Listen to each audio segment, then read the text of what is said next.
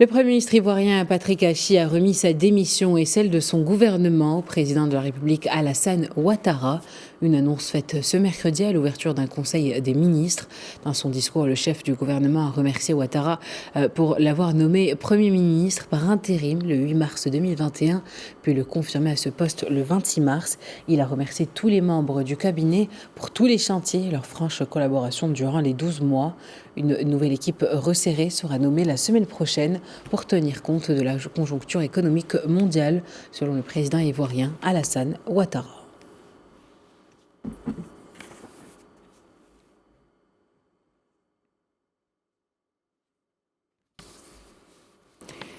Et pour en savoir plus sur la situation en Côte d'Ivoire, nous sommes en direct avec Stéphane Soumaoro, correspondant de Média 1 TV à Abidjan. Bonjour Stéphane. Bonjour.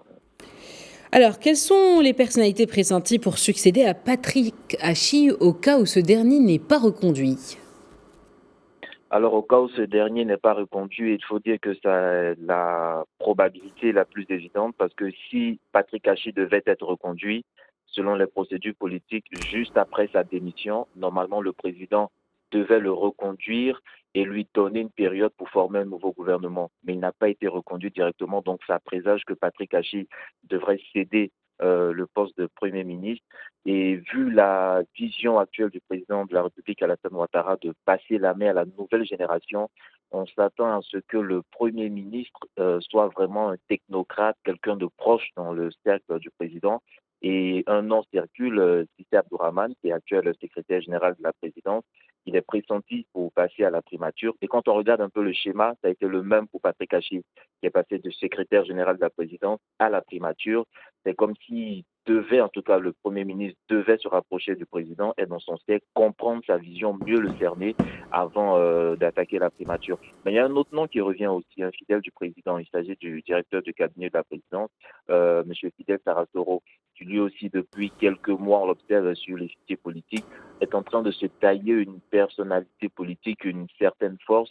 Et en tout cas, ce sont ces deux noms qui circulent le plus, soit Sissé Abdourahmane au poste de Premier ministre ou de Fidel Sarasoro. Mais le président de la République aussi peut, s'il s'agit de technocrates, peut mettre une touche féminine. Et là, on s'attend vraiment à voir Mme Kaba Nialé, qui est actuelle ministre du Plan en Côte d'Ivoire. Quelle devrait être la structure du prochain gouvernement et quand est-il question d'une éventuelle entrée de l'opposition ? Ah oui, ça aussi c'est une bonne question parce qu'on a vu ces dernières semaines beaucoup de tractations avec le parti de Mabri, l'UDPCI, Pascal Afine-Guesson.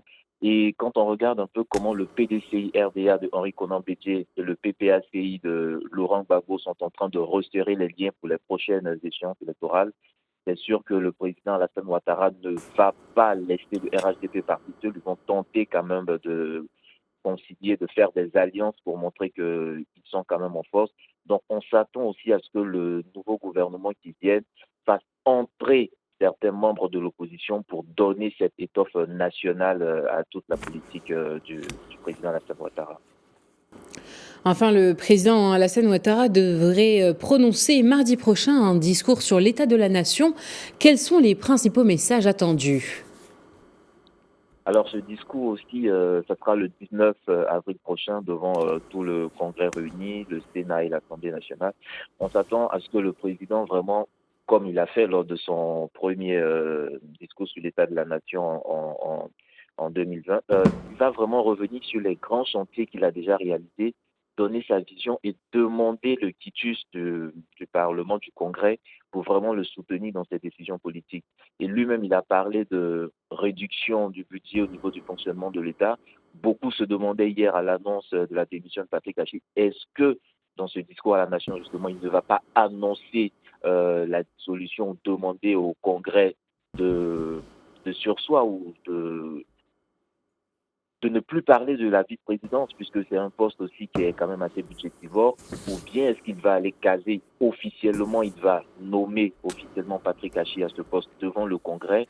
On s'attend vraiment à de grandes décisions ce 19 avril à Yamoussoukro devant le Congrès. Donc, parler de la vice-présidence, parler du nouveau gouvernement, parler de la vie chère, en tout cas de l'inflation, du niveau de vie en Côte d'Ivoire et surtout de ces grands chantiers à venir. Eh bien, merci Stéphane Soumaoro pour ces précisions. Je rappelle que vous êtes correspondant de Média TV à Abidjan.